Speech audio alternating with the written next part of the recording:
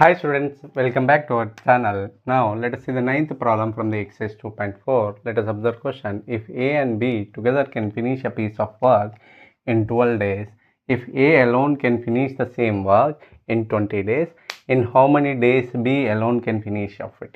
Okay, here A and B together can finish the work in 12 days. Means if a work can be completed by A and B together in 12 days, then A and B is, that means A plus B is one day work. One day work will be is a 1 by 12th part of the same work.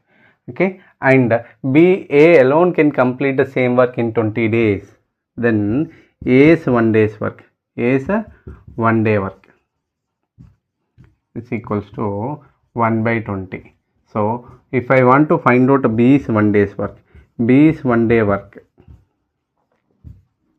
is equal to A plus B's 1 day's work. A plus B's 1 day work. From this we need to find out A's 1 day's work. A is a 1 day work. Okay. So what is A plus B's 1 day's work? A plus B's 1 day's work is 1 by 12 minus A's 1 day's work is what? 1 by 20.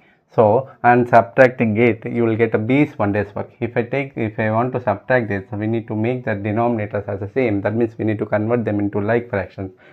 To that, we need to take the LCM of our denominators, that are 20 and 12.